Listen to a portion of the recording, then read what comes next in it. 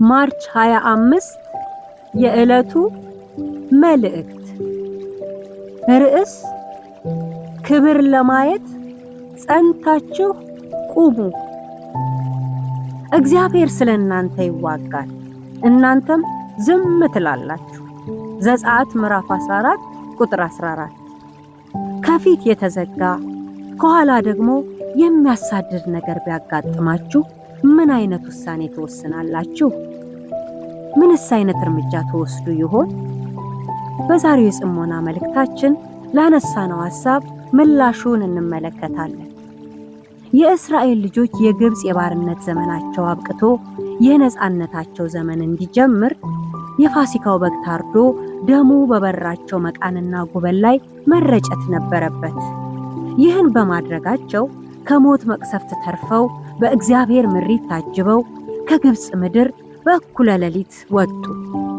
መውጣታቸው ደስ ቢያሰኛቸው፣ ነገር ግን ከፊታቸው ማለፍ የሚጠይቃቸው የቀይ ባህር አለ። ይህ ደግሞ ሌላ የተፈጥሮ ፈተና ነበር።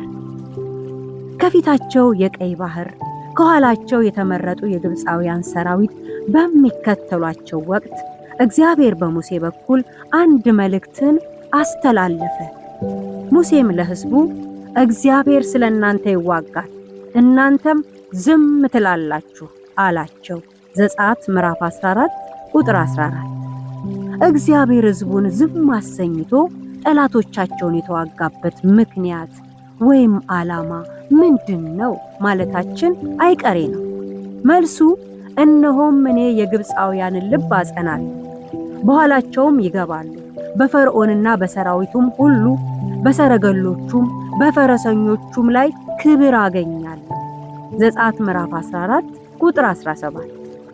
ታማኙ እግዚአብሔር እንደተናገረው ለእስራኤላውያን ተዋግቶ የፈርዖንን ሰራዊት በኤርትራ ባህር አሰመጠ። የቃል ኪዳን ሕዝቡ ግን በሰላም አሻገረ። ይህን የተመለከቱ እስራኤላውያን በክብር ከፍ ከፍ ብሏልና ለእግዚአብሔር እዘምራለሁ አሉ። ዝም በሉ በተባሉበት ሰዓት ዝም አሉ። ከፊታቸው የነበረውን የተፈጥሮ ተግዳሮት እንዲሁም ከኋላቸው የነበረውን የግብጽ መንግስት ተግዳሮት ተአምራትን አድርጎ ሲያሻግራቸው የዝምታው ጊዜ አበቃና ዝማሬ ተጀመረ። እግዚአብሔር ዝም በሉ ሲለን ስራችንን ሊሰራ ነው። አይታለፍም የምንለውን ነገር ተአምራት አድርጎ ሊያሻግረን ነው።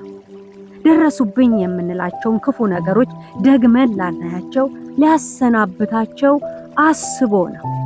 ይህንን ሁሉ ከሰራልን በኋላ አንደበታችን ተከፍቶ ዝማሬውን መቀጠል ነው። እንግዲህ እግዚአብሔር ክብሩን ሊገልጥበት ያሰበው ነገራችን ላይ ዝም ብለን የእግዚአብሔርን ማዳን እንይ። ድንቁን ካየን በኋላ ደግሞ ለምስጋና እንነሳ። በሉ ክብር ለማየት ጸንታችሁ ቁሙ።